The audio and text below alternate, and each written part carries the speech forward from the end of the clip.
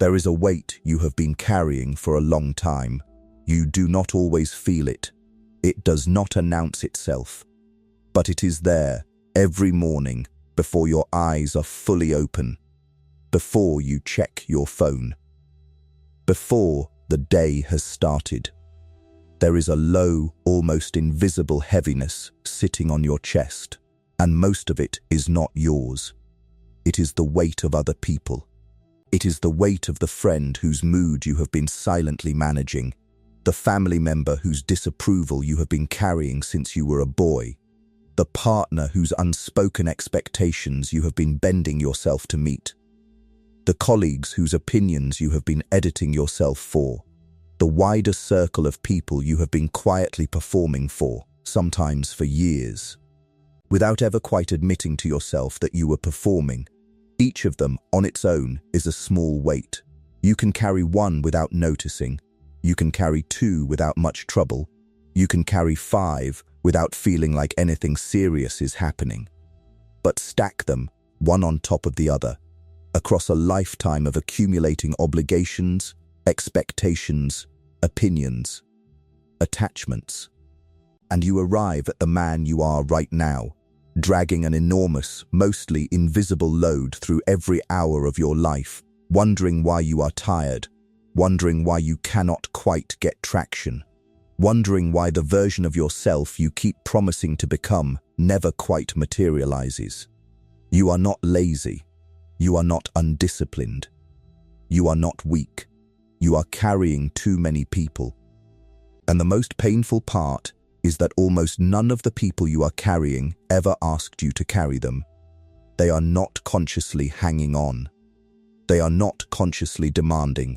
You attach yourself to them, slowly, often without realizing it, year after year, by treating their reactions, their approvals, their disappointments, their moods, as if those things were your responsibility. They are not your responsibility. They never were. This is the truth almost no one will say to you out loud, because the people around you have an interest in you not hearing it. As long as you keep carrying them, as long as you keep regulating yourself around their feelings, as long as you keep editing your life to accommodate them, you are useful to them in a particular quiet way. The day you stop, you become harder to use. The day you stop, you become harder to predict. The day you stop, something in you that has been hostage to them for decades finally walks back into your own possession. That walking back is what this monologue is about. It is about detachment, not the cold detachment of a man who hates the world, not the bitter detachment of a man who has given up, not the performative detachment of a man pretending he does not care. The real detachment, the deep structural detachment of a man who has finally realized that almost everything he has been calling love, loyalty, connection, and obligation was, in significant part, a carefully arranged system of self-loss. You cannot succeed at anything substantial while carrying this much weight. You can produce small things. You can maintain a respectable surface. You can keep the lights on.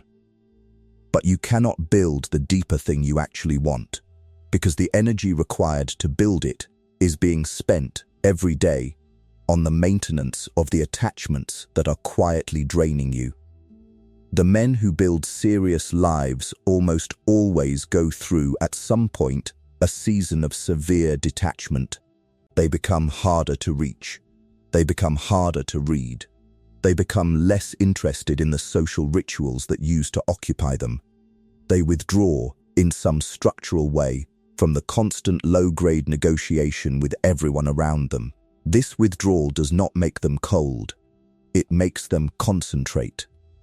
The energy that was being scattered across hundreds of relationships, hundreds of small obligations, hundreds of inherited expectations, finally gets pulled back into one place. The place is the man himself. And the man, suddenly heavy with his own reclaimed energy, becomes capable of producing things he could never have produced when his energy was leaking in every direction. If you can feel, even faintly, that the weight you have been carrying is not actually yours, right weight. because that single recognition is the door through which detachment begins. Detachment is one of the most misunderstood words in masculine vocabulary. When most men hear it, they imagine a kind of emotional shutdown, a robot, a man who no longer feels anything, a man who has hardened himself against the world, a man who refuses to love, refuses to care, refuses to be moved. That is not detachment. That is dissociation, and it is the opposite of what we are talking about. Real detachment is not the absence of feeling. It is the presence of feeling without dependence. You can love someone deeply and still be detached from them. You can value a relationship intensely and still not be psychologically chained to it. You can care about an outcome and still not be controlled by it.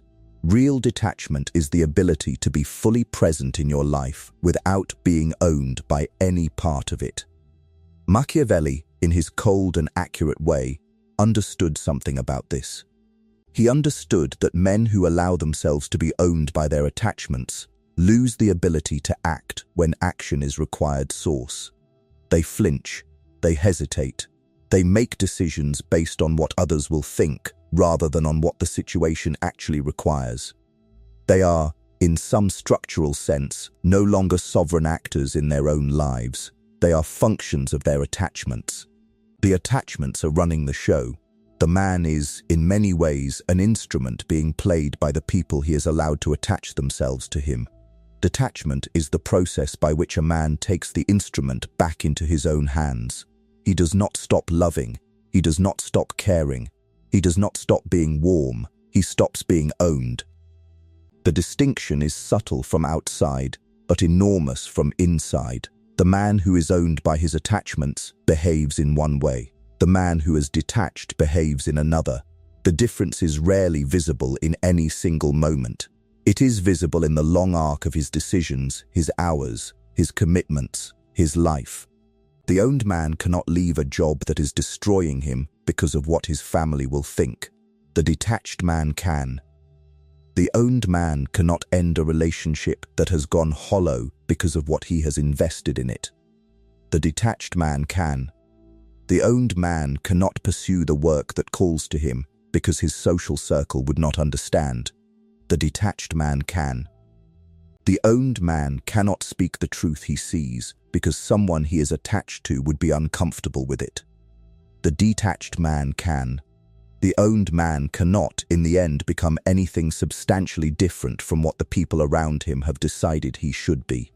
He is structurally incapable of large moves, because every large move would require disturbing one of his attachments. And the attachments have, in effect, voted against any large move he might consider. The detached man is structurally capable of large moves. He still consults the people who matter to him. He still considers their feelings. He still treats them with care.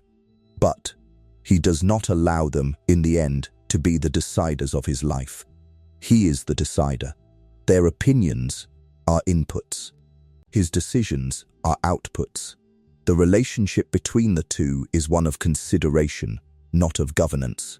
This is what detachment actually means. It means becoming the deciding authority in your own life after years of having outsourced that authority to a wide field of people who never asked to be in charge. The work of becoming this authority is not aggressive. It is not loud. It does not require you to break relationships, abandon people, or make dramatic public statements. It happens in your interior.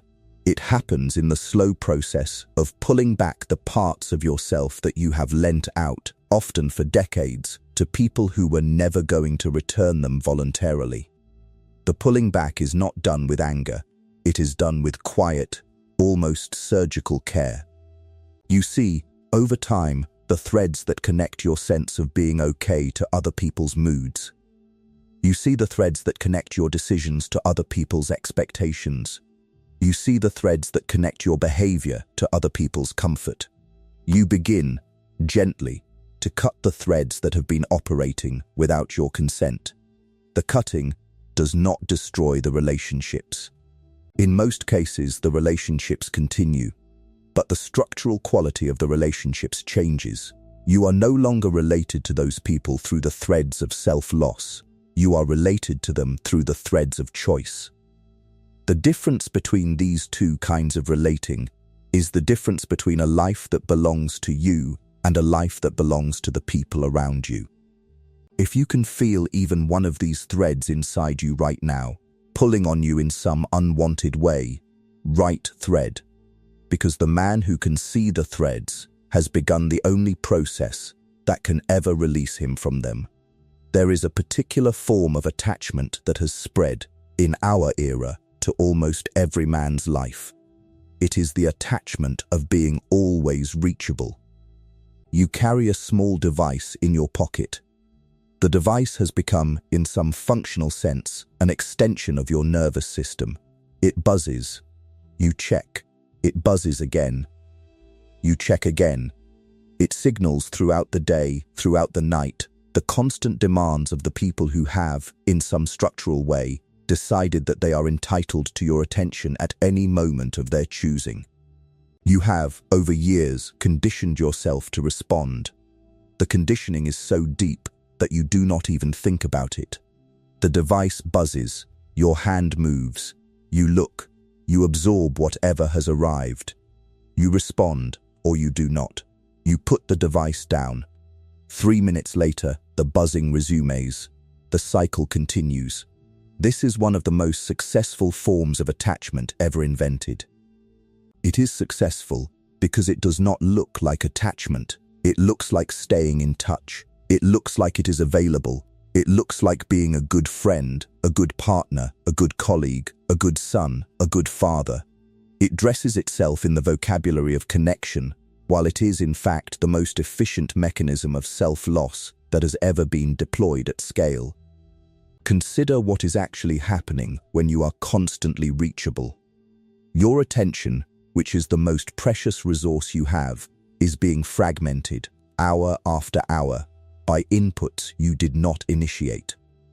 Your interior, which is the workshop in which the deeper parts of your life are built, is being interrupted, again and again, by people whose needs are not aligned with yours. Your nervous system, which requires uninterrupted stretches of calm to develop the deeper capacities of a man, is being trained to remain in a state of low-grade alertness, scanning constantly for the next buzz, the next demand, the next interruption. This is not living. This is being lived. The man who is always reachable is, in some real structural sense, not the owner of his own life. He is the manager of incoming demands from a wide field of people who have been given the power to demand his attention whenever they wish. He may think he is choosing when to respond. He is not, in any deep sense. The very fact that the demand has arrived has already extracted from him the attention required to process it, decide what to do with it, and either respond or feel guilty about not responding. Most men have been operating under this condition for so long that they cannot imagine an alternative. They cannot imagine going for hours without checking. They cannot imagine being unreachable for an evening. They cannot imagine spending a day in which the demands of other people do not have access to their interior. The very idea of such a day feels, to them, like a kind of social transgression. They worry about what would happen. They worry about who would be upset. They worry that they would be perceived as cold, distant, unavailable. The worry itself is the symptom. The worry is the proof that the attachment has become deep. A man whose nervous system has been calibrated to constant reachability cannot, without significant work, simply turn the reachability off. The attempt to do so produces, in him, a kind of low-grade panic. He fears the consequences. He fears disapproval. He fears the loss of the social standing that the constant reachability has, in his mind, been maintaining. The first step in this layer of detachment is to interrupt the buzzing. You begin, in small ways, to disconnect from the constant flow of demands. You turn off notifications for the apps that do not require your immediate attention. You stop carrying the device into the rooms where the deeper parts of your life happen. You begin to check it on your own rhythm rather than the rhythm imposed by the senders. You begin to delay responses deliberately so that your reply arrives when you have decided it should arrive, not when the buzz commanded. The first few weeks of this practice are uncomfortable. You feel in your body the absence of the buzzing as a kind of withdrawal. You reach automatically for the device that is no longer producing the steady drip of demands. You feel a strange anxiety about what you might be missing, what is going unanswered, whose mood is being affected by your absence. You sit with discomfort. You do not run from it. You let it be there. You watch it. You discover, slowly, that the discomfort is survivable. You discover, even more slowly, that the world has not collapsed in your absence. The people who needed something from you have, in most cases, found ways to handle their own situations. The disasters you feared have not arrived. The cost of your reduced reachability has been, in most cases, far smaller than the constant reachability was costing you. After a few months of this practice, something inside you begins to change. You begin to remember what it feels like to be in your own life without constant interruption. You begin to remember what it feels like to have stretches of uninterrupted thought. You begin to remember what it feels like to be present in a room without your attention being fragmented by inputs from elsewhere. You begin, in some small but real way, to live in your own life again. This is what reduced reachability produces. It produces the reclamation of attention. The attention, once reclaimed, becomes available for the deeper work that constant reachability had been preventing. The work, over months and years, produces results that constant reachability could never have allowed. You will find that the people who actually matter in your life adjust to your new pace without much trouble. They learn that you respond when you respond. They learn that you are present when you are present. They learn that the quality of your presence, when it appears, is higher than it used to be, because it is no longer fragmented across 100 other demands. The people who do not matter, in many cases, drift out of your life. They were maintained, in many cases, only by your constant availability. When you stop being constantly available, the maintenance is no longer occurring, and the relationships, which were never deep, fade quietly. This is not a loss. This is a clarification. Detachment from constant reachability is, in many ways, the foundational layer of all other forms of detachment.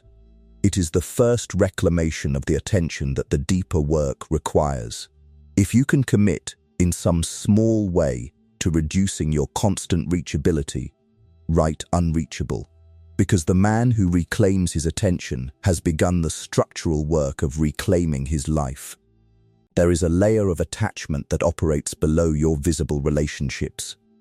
It is the layer of the opinions you have been carrying inside your head for years, from people who may not even know they have been living inside you. You know the voices.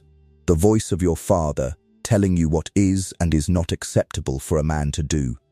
The voice of your mother telling you what makes you lovable. The voice of a teacher who shamed you in a moment that should have been forgotten but was not. The voice of a girlfriend who left you with a sentence you have replayed for a decade. The voice of a friend group whose opinion still guides your decisions long after the friend group has dispersed. The voice of a culture you absorbed in your formative years, telling you what success is, what failure is, what masculinity is, what your life is supposed to look like. These voices have been operating inside you for decades. They are not external anymore. You do not need the original people present to hear them. They have been internalized so deeply that they sound, to you, like your own voice. You consult them when you make decisions. You measure your life against them. You feel approved of when you do what they would have wanted, and you feel ashamed when you do what they would have disapproved of, even when the original people are dead, gone, or no longer in your life. This internal occupation is one of the deepest forms of attachment. It is also one of the most invisible. Most men live their entire lives inside the constant evaluation of these internal voices and never see, clearly, that the voices are not their own. They assume the voices are their conscience, their judgment, their values. They confuse the inherited opinions of people they once depended on with the actual opinions of the man they have become. The work of detachment at this layer is the work of separation. You begin slowly to listen to the voices inside you with more care. When you hear a verdict that is foolish, that is impressive, that is acceptable, that is disgraceful, you pause. You ask, in your interior, whose voice that actually is. You ask whether the voice belongs to a person whose opinions you, the adult man you are today, would actually want to be ruled by. You will discover, over time, that many of the voices belong to people you would not, given a free choice, hand authority over your life to. You would not, given a free choice, give authority over your career to the teacher who shamed you when you were 11. You would not, given a free choice, give authority over your relationships to the girlfriend who walked out a decade ago. You would not, given a free choice, give authority over your standards to the friend group from your 20s that you have not seen in years. You would not, given a free choice, give authority over your sense of manhood to the cultural messages absorbed in your teens from sources you no longer respect. And yet, until you sit down with this work, you have been giving them all that authority. They have been operating, quietly, as the unofficial committee that approves or rejects your daily decisions. You consult them, often without knowing you are consulting them. You bend yourself, often without knowing you are bending, to satisfy a committee whose members never deserved seats on it in the first place. The work of releasing them is not violent. You do not have to hate them. You do not have to declare them enemies. You do not have to perform any internal expulsion. You simply have to begin to notice their voices and to stop treating those voices as the final authority. When you hear the voice of your father telling you that your work is foolish, you can hear the voice fully, acknowledge that it is part of your interior, and then ask, in your own adult voice, whether the voice is correct. Sometimes it will be. Sometimes there will be wisdom in it. But often, when you examine it honestly, you will find that the voice is outdated, inaccurate, or based on values that you, the adult you are now, do not share. You can let the voice continue to speak. You can stop letting it govern. When you hear the voice of an old girlfriend telling you that you are not enough for the kind of life you want, you can hear the voice, acknowledge that it is part of your interior, and then ask, in your adult voice, whether the verdict is something you wish to accept. The voice does not need to be silenced. It needs to be demoted from its position of unwarranted authority. When you hear the voice of a cultural narrative telling you that your masculinity is supposed to look a particular way, you can hear the voice, acknowledge it, and ask whether the narrative serves the man you actually want to be. If it does, you keep it.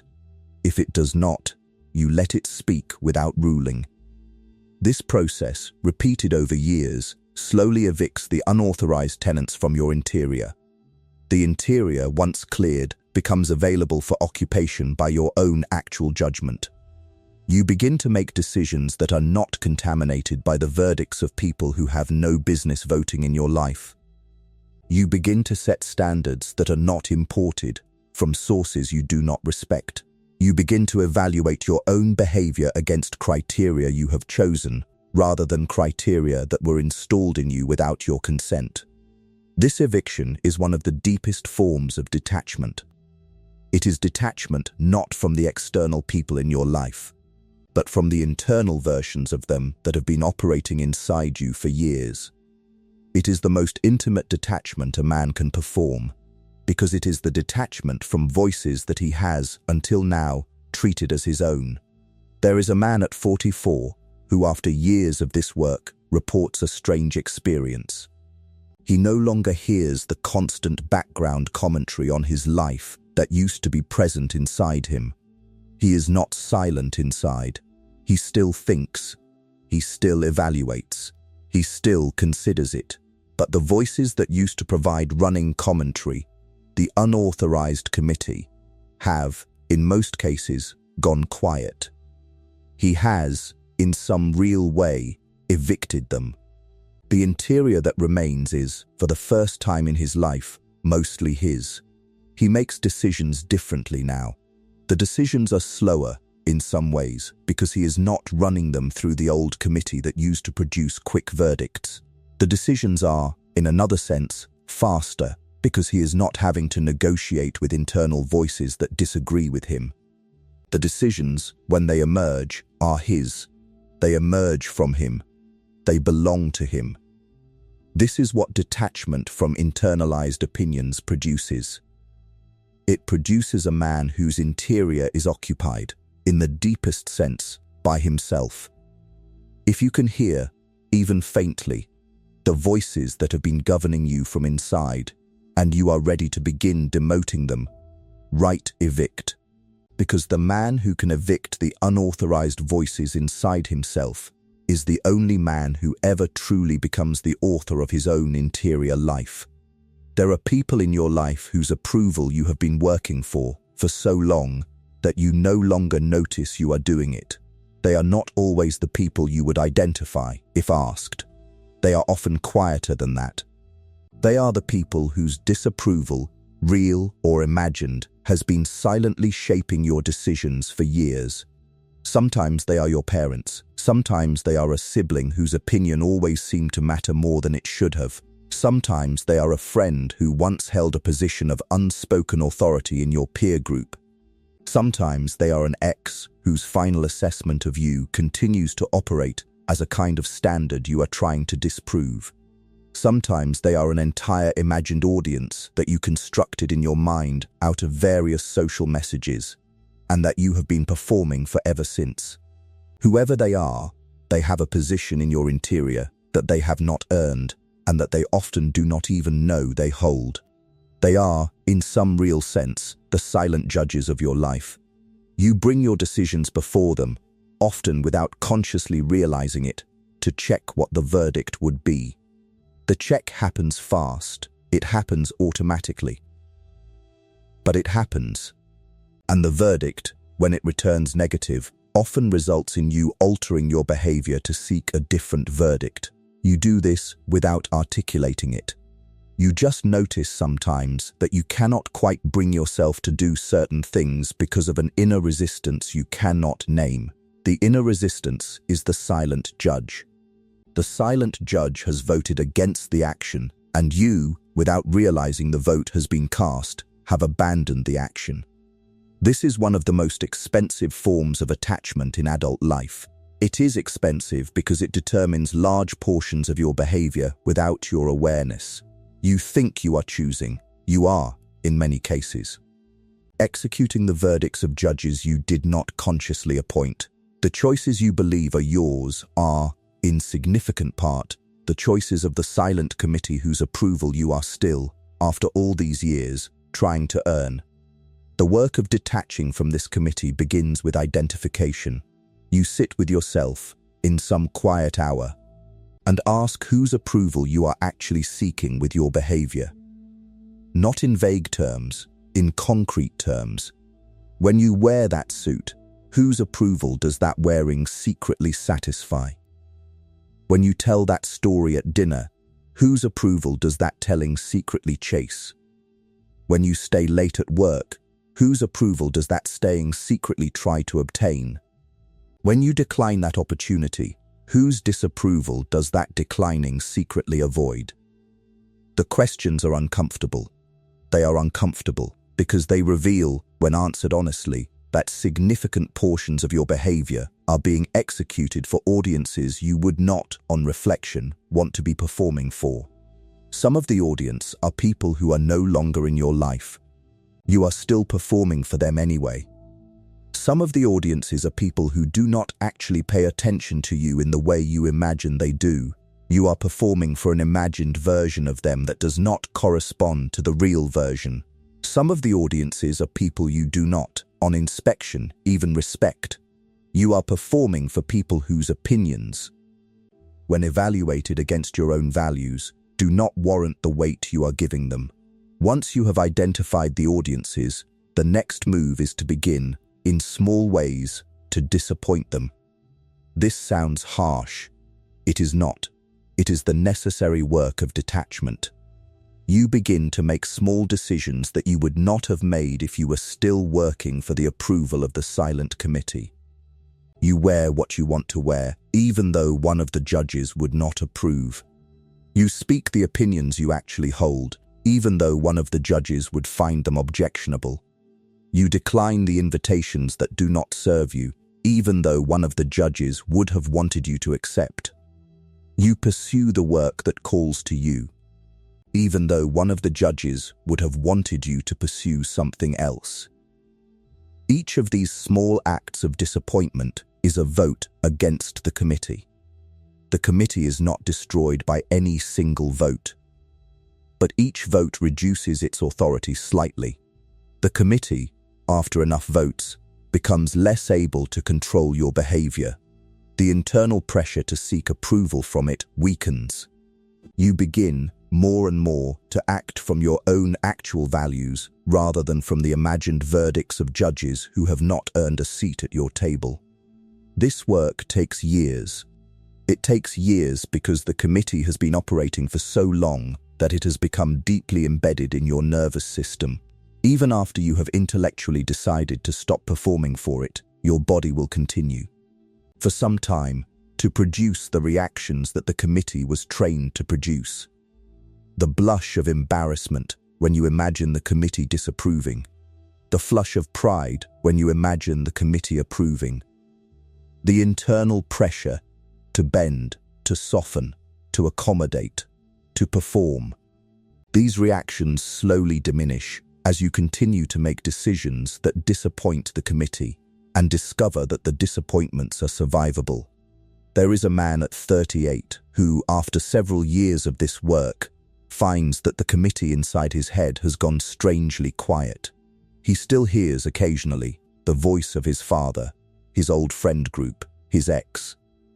But the voices no longer carry the weight they used to. They are background noise. His decisions, more and more, are made from his own actual values. The committee has, in some real way, been retired, not destroyed, just retired from their unauthorized position as the deciders of his life. He reports a strange new freedom. He can pursue work that the committee would have disapproved of, and the pursuit feels light. He can decline invitations that the committee would have wanted him to accept, and the declining feels easy. He can express opinions that the committee would have found objectionable, and the expression feels natural. He is, for the first time in his adult life, the deciding authority in his own life. This is the deeper meaning of detachment. It is not the abandonment of relationships. It is the reclamation of the authority that the relationships were unconsciously holding inside you. If you can identify the committee that has been ruling you, and you are ready, in small ways, to begin disappointing it, disappoint. Because the man who can disappoint his unauthorized judges is the man who finally becomes the judge of his own life. There is an energy you have been spending, year after year, on other people's lives. You think about them, you worry about them, you manage their feelings, you absorb their dramas, you carry their disappointments, you celebrate their celebrations, you mourn their losses. You allocate, every day, a substantial portion of your finite mental and emotional bandwidth to the ongoing project of being involved in the inner lives of people who are not you. For some of these people, this allocation is warranted. The people closest to you, the small handful who actually matter, deserve significant portions of your energy. The investment in them is one of the best uses of your bandwidth. It deepens the relationships. It strengthens the bonds. It produces the connection that makes a life worth living. For most of the people you are spending energy on, the allocation is not warranted. You are thinking, often without realizing it, about colleagues whose internal lives are not, in any meaningful sense, your concern. You are worrying, often without realizing it, about acquaintances whose situations are not in your power to affect. You are absorbing, often without realizing it, the moods of people whose moods are their responsibility, not yours. You are spending hours of mental energy every week on a wide circle of people whose lives are in fact peripheral to yours. This spending is invisible to you because it does not feel like spending. It feels like caring. It feels like being a good person. It feels like being engaged with the world. It feels like the kind of social interconnectedness that the culture has told you is the mark of a meaningful life. But the spending has a cost. The cost is that the energy being spent on the wide circle is not available for use on the small circle, on your own life, on the deeper work you are trying to build. The mental real estate occupied by ongoing concern for distant relationships is real estate that is not occupied by the deeper concerns that would actually serve your life. The hours of rumination about other people's situations are hours not spent thinking about your own situation. The bandwidth allocated to managing other people's emotional weather is bandwidth not allocated to managing your own. When you finally count, honestly, how much of your mental and emotional energy is being spent on people who are peripheral to your actual life, you will be surprised. You will find, in many cases, that more than half of your daily mental life is occupied by the concerns of people whose presence in your life would not, on inspection, justify that level of attention. You will find that you have been operating, for years, as if you were a kind of unpaid emotional caretaker for a wide network of people who never asked you to take care of them and would, in most cases, not return the care if you needed it. This is a structural inefficiency in your life that you can, if you wish, begin to correct. The correction is not about becoming heartless, it is about becoming accurate. You begin, deliberately, to redirect your attention. When you find yourself ruminating about a colleague's problems, you notice the rumination and let it go. You do not perform the letting go. You simply, internally, decline to continue the rumination. The colleague's problems are the colleague's problems. You can be helpful when appropriate, but you do not need to carry the problems in your head for hours when no helpful action is available to you. When you find yourself worrying about an acquaintance's situation, you notice the worry and let it go. The worry is not, in most cases, producing anything useful. It is consuming bandwidth that could be spent on your own life. You can extend warmth to the acquaintance when you see them. You do not need to allocate hours of background mental energy to their ongoing situation. When you find yourself absorbing the mood of someone whose mood is their responsibility, you notice the absorption and decline it. Their mood is theirs. You can be present with them. You do not need to take their mood into your own nervous system and carry it for them.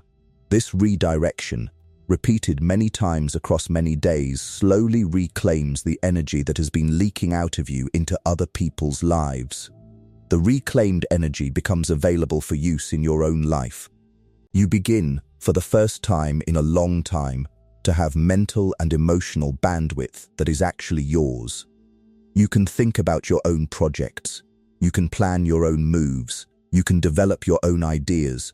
You can sit with your own feelings instead of carrying everyone else's. The effects of this reclamation over years are substantial. You build things you could not have built before. You see possibilities you could not have seen before. You make decisions with a clarity that was previously obscured by the constant noise of other people's situations occupying your interior. This is what detachment, at this layer, produces. It produces the recovery of the attention and emotion that have been silently spent on a wide circle that did not warrant the spending. The recovery does not make you cold, it makes you concentrate. The warmth you have available for the small handful of people who actually matter is now richer because it is not being thinned by distribution across hundreds of people who do not warrant the same intensity. This is, in some ways, the most generous kind of detachment. It returns to the people who actually matter to you the deeper attention they deserve by stopping the leakage of attention to people who do not. If you can feel the constant background noise of other people's lives inside your head, and you are ready to begin redirecting that energy, redirect. Because the man who reclaims his attention from the peripheral is the man who finally has enough attention left to build the central. There is a particular experience that arrives somewhere in the middle of doing this work that most men do not expect. It is a kind of loneliness, but it is not the loneliness of being alone in a literal sense. It is not the loneliness of having no people in your life. It is a structural loneliness, a kind of internal solitude that arrives when you have begun, in serious ways, to detach from the patterns of over-attachment that used to keep you constantly populated by other people's presence in your head. This loneliness is unsettling at first. You realize, perhaps for the first time in your adult life, how much of your interior was always occupied by other people.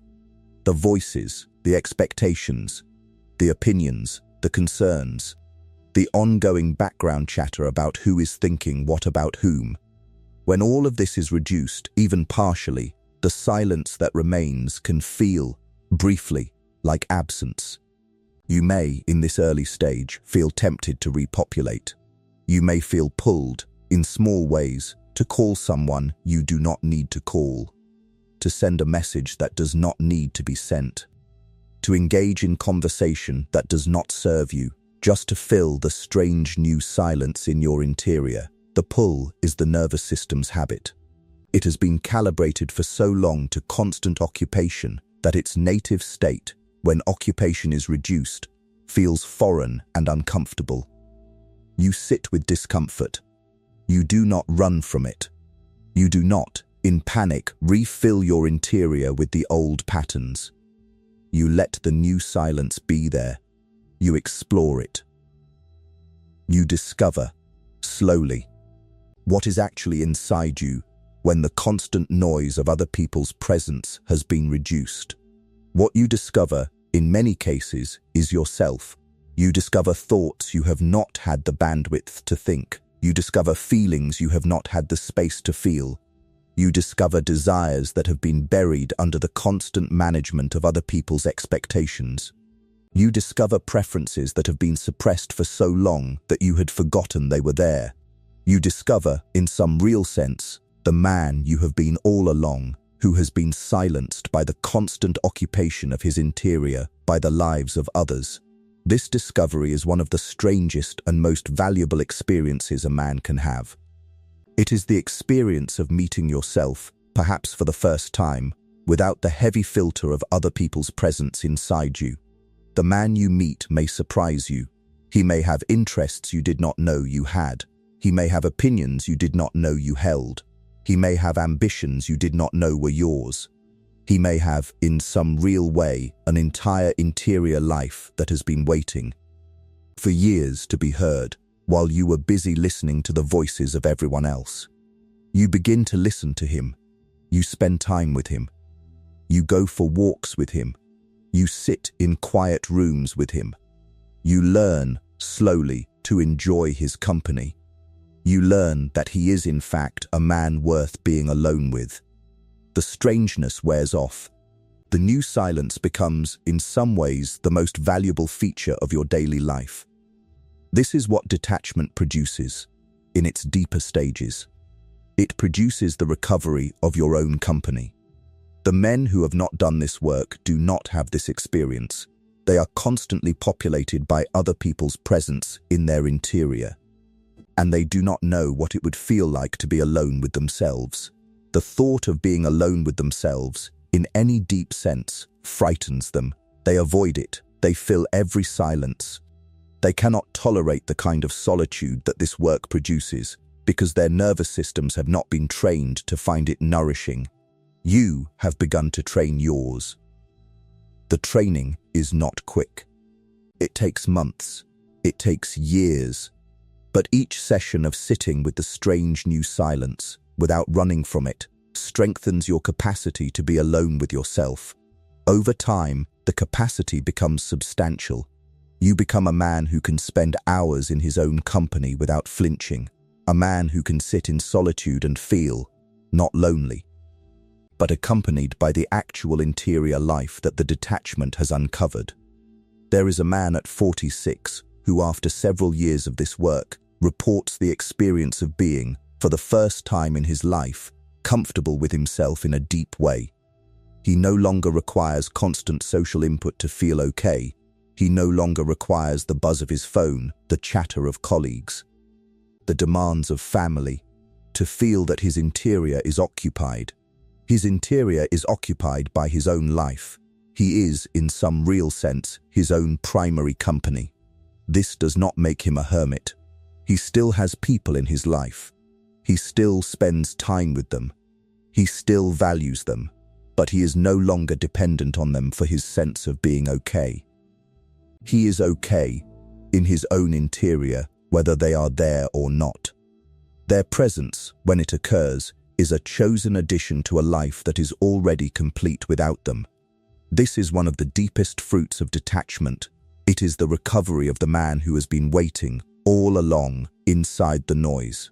If you have begun to feel this strange new silence in your interior, and you are willing to sit with it instead of refilling it, write solitude, because the man who can meet himself in this silence is the man who has finally come home to the person he was always going to be before the noise of attachment buried him. Once a man has begun to detach in serious ways, something visible begins to happen in his external life. He becomes calmer. This calm is not performed. It is not pretended. It is the natural consequence of having reduced the inputs that were keeping his nervous system in a constant low-grade emergency. The buzzing of constant reachability has been reduced. The pressure of the silent committee has been reduced. The leakage of energy to the wide circle has been reduced. The constant background management of other people's moods has been reduced. The aggregate reduction produces, in his interior, a calm that he has not had access to in years. This calmness is read by other people immediately. When he walks into a room, the people in the room feel something different about him. They cannot always articulate what they are feeling, but they sense, in their nervous systems, that this is a man whose interior is not in a hurry, a man who is not performing, a man who is not desperately scanning for approval, a man whose presence in the room is not contingent on the room's reaction to him. The room reorganizes around such a man. People become slightly more careful in his presence. They listen more attentively when he speaks. They calibrate their behavior toward him with a different kind of consideration than they extend to most others. They sense that he is in some way a more substantial presence than the average person in the room, and they treat him accordingly. None of this requires him to do anything overt. He does not announce his detachment. He does not perform his calm. He does not lecture anyone on the work he has been doing. He simply is the man he has become, and the room responds to him as a man of that kind. This is one of the strange ways in which detachment, although it begins as a deeply internal project, produces external consequences. The internal work of detachment, sustained over years, produces a man who carries himself differently. The carrying is read by rooms. The reading produces different treatments. The different treatment, over time, produces a different life. There is a man at 42 who, after years of this work, finds himself in social and professional situations that the man he was at 32 would not have been able to access. He is taken more seriously in negotiations. He is given more weight in decisions. He is approached by people who would not have approached him before. None of this is because he has become more talented in any technical sense. It is because the room reads him as a different kind of man than he used to be read as. The reading is accurate. He is a different kind of man. The detachment has, over years, made him so. This is what real detachment produces, in its full development. It produces a man whose presence in rooms is heavier than the presence of men who have not done the work. The weight is not a function of his external achievements. It is a function of the internal structure that detachment has built. The internal structure, expressed through his behavior, communicates to rooms that this is a man whose interior is intact, whose energy is concentrated, whose attention is selective, whose nervous system is not for hire. Rooms respond to such a man with a particular kind of respect that they do not extend to others. The respect is not loud, it is not always articulated, but it is real. It shows up in small ways, in how he is greeted, in how he is listened to, in how he is included in certain conversations and not others, in how his words are received, in how his absence is felt. The man who has done this work begins, over time, to live in a different version of the same world. The world has not changed. He has.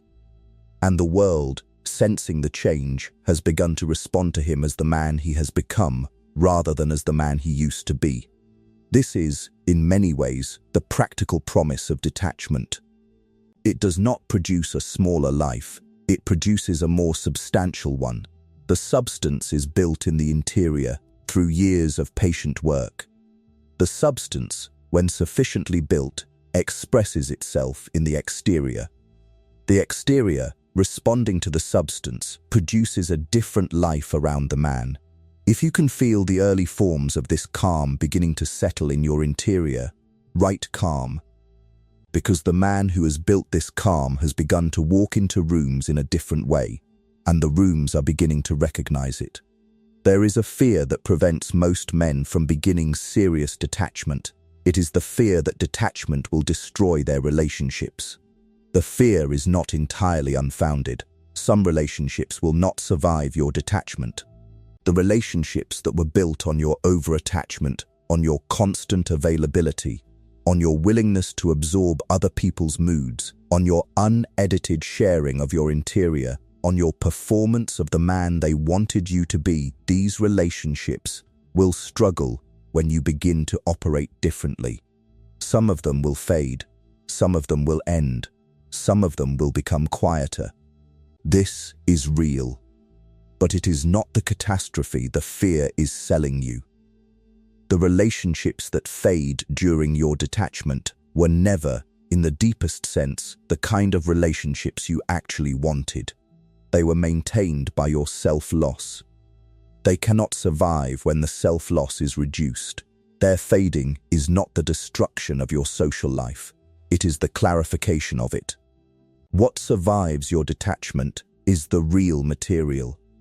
The friends who can still be friends with you when you are no longer constantly available are the real friends. The family members who can still be in relationship with you when you are no longer performing the inherited roles are the real family. The partner who can still love you when you are no longer regulating yourself around her moods is the real partner.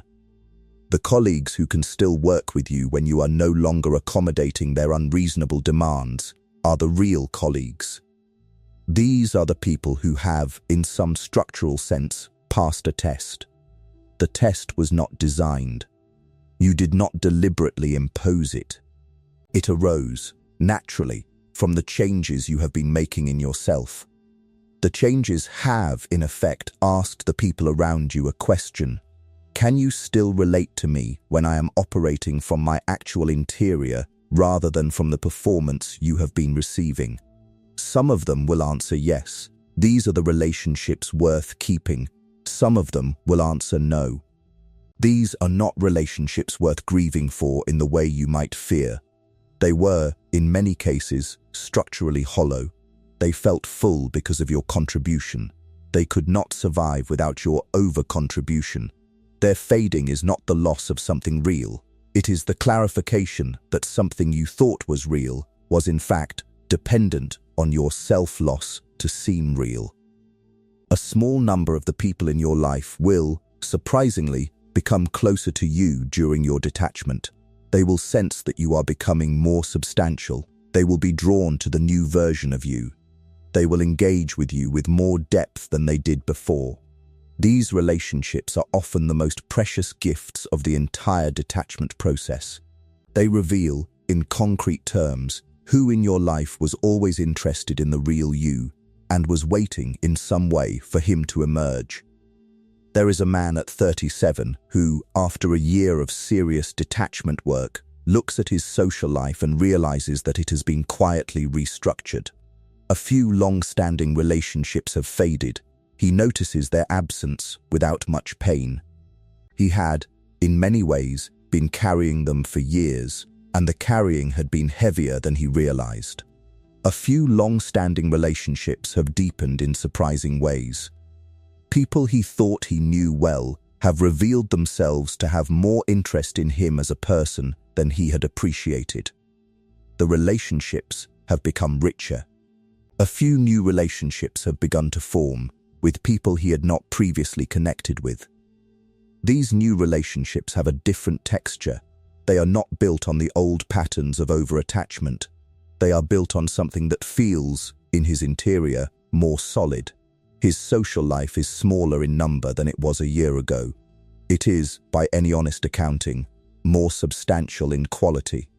This is what detachment produces in your relationships. It does not destroy your social life. It clarifies it. The clarification is uncomfortable in the short term because some losses are involved. The clarification is, in the long term, one of the most valuable things that can happen to your relational architecture. You end up with fewer people, but the people you end up with are real. The people who are real treat you differently than the people who were not. They give you more depth because you give them more depth. They invest in you because you invest in them. They are present with you because you are present with them. The relationships, over years, accumulate a substance that the wide and shallow network you had before could never have produced. This is the relational promise of detachment. It is not the promise of isolation. It is the promise of relational concentration. The same energy you were scattering across hundreds of relationships is now concentrated on a small handful of relationships that can hold the concentration. The holding produces something deeper than scattering ever could.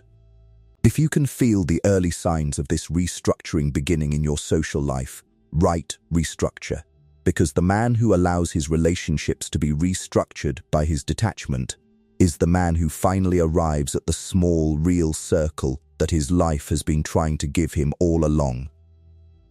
If you do this work for long enough with enough seriousness, you will become a man who is, in some deep sense, no longer attached to the world in the way most men are. You will still be in the world. You will still have relationships. You will still care. You will still feel. You will still love. You will still grieve. You will still be, in every visible sense, a man among men. But underneath the visible life, your interior will be different. Your interior will be your own. The unauthorized voices that used to occupy it will have been mostly evicted. The silent committee that used to rule it will have been retired. The constant background chatter of other people's lives will have been reduced. The energy you used to spend on the wide circle will have been concentrated on the small circle, on yourself, on the deeper work that the energy was always meant to fund. You will, in some real sense, be the owner of your own life. This ownership is rare. Most men, without realizing it, do not own their own lives. Their lives are owned in various ways by the constant attachments that have been operating in them since childhood. They are inhabited by their lives, but they do not own them. The ownership has been distributed, silently, across a wide field of people, opinions, expectations, and inherited patterns that have, in effect, been making the decisions on the man's behalf. The detached man has reclaimed the ownership. The reclamation is not loud. It is not declared. It is, in many cases, almost invisible from outside. But it is real, and it produces a life that is qualitatively different from the lives produced by attachment. The detached man can succeed at substantial things because his energy is no longer being drained by attachments that do not warrant the draining. He can build deep relationships because his depth is no longer being scattered across shallow ones. He can act decisively in important moments because he is no longer paralyzed by the imagined verdicts of unauthorized judges. He can become, in some real way, the man his life has been trying to make him all along. This is the success that Machiavelli pointed to when he wrote that men become great by overcoming the obstacles set in their path source. Greatness is not a function of any external advantage. It is a function of having overcome the internal obstacles that prevent most men from acting on their lives with full authority. The deepest of those obstacles is over-attachment. The work of detachment is the work of removing it. You can do this work. It is not glamorous. It is not photographable. It will not, in most cases, be visible to the people around you for a long time. They will not, in the beginning, congratulate you on your detachment. Some of them will in fact complain about it because they have been benefiting from your over-attachment without realizing it.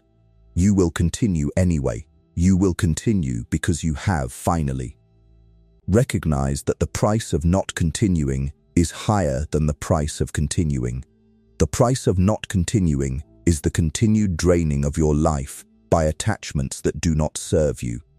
The price of continuing is some short-term discomfort, some social adjustments, some relational clarifications, in exchange for the deeper ownership of the life that is yours. You will discover over years that the discomfort fades, the adjustments stabilize, the clarifications produce a cleaner social field. The reclaimed energy produces a substantial life. The detached man you are becoming arrives, slowly, in your actual existence and begins to live the life you had been performing for so long. This is the offer this monologue has been making. It is the offer of a life that belongs to you, in the deepest sense. A life whose attention is yours, a life whose energy is yours, a life whose decisions are yours, a life whose interior is yours. You have to be willing to detach to receive it. The detachment is not the abandonment of love. It is the reclamation of the self that love requires. The detachment is not the rejection of care. It is the concentration of care on the places that warrant it. The detachment is not the destruction of relationships. It is the clarification of which relationships are real. You can be the man who does this work. You do not need permission. You do not need luck. You do not need external validation. You need only to begin, in small ways, today, with the small detachments that are available to you right now. To turn off some notifications, to delay some replies, to question some voices in your head, to redirect some energy from the wide circle to the small circle, to sit, briefly, with the strange new silence that the reductions produce. The work, on any single day, is small. The compound, over years, is enormous. The man you will be at the end of this work is, in some real sense, a man your current self can only dimly imagine. He will be heavier, he will be calmer, he will be more substantial. He will be more himself than he has ever been. He will walk through the world with a kind of internal sovereignty that most men never achieve. He will be, in the deepest sense, free, not free from people. Free from being owned by them, not free from love, free from being controlled by it, not free from the world, free from being a function of it. This is what detachment, properly understood, finally produces. It produces a man who is in the world but not owned by it, a man who is among people but not consumed by them, a man whose success depends, in the most real sense, on his having reclaimed the interior territory that was, for too long, occupied by everyone else's presence inside him. Begin. If this monologue gave language to something you have been carrying for a long time without being able to name, leave a like.